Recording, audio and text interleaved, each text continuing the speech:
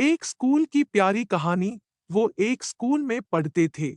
एक छोटे से शहर में उनका नाम आयुषी था। एक मस्ती भरी और हंसमुख लड़की उसकी खुशियों का कारण उसके दोस्त थे, जो हमेशा उसके पास होते थे। वह एक खुशनुमा दिन था जब उसने अपनी आंखों पर पहली बार उस लड़के को देखा, जिसका नाम अर्जुन था।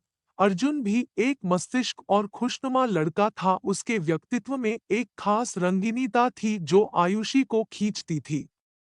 वह भी अपने दोस्तों के साथ बहुत हंसता और मस्ती करता था।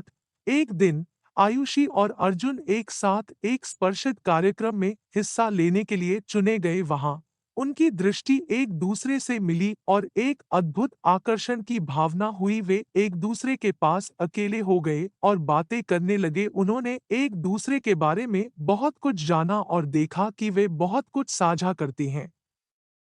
दिन बिताने के साथ आयुषी और अर्जुन के बीच एक गहरी दोस्ती की जड़ हो गई। उनकी मुस्कान और आंखों में चमक एक दूसरे को खोजने लगी। वे एक दूसरे के साथ स्कूल के बाद बहुत समय बिताने लगे, बाइक पर घूमने जाते और मिठाई खाते। उनकी प्यारी कहानी शहर में फैल गई और सभी दोस्त और परिवार उनके लिए बधाई देने आए। लेकिन उन्होंने कभी नहीं सोचा था कि यह सब कुछ कितनी जल्दी खत्म हो जाएगा।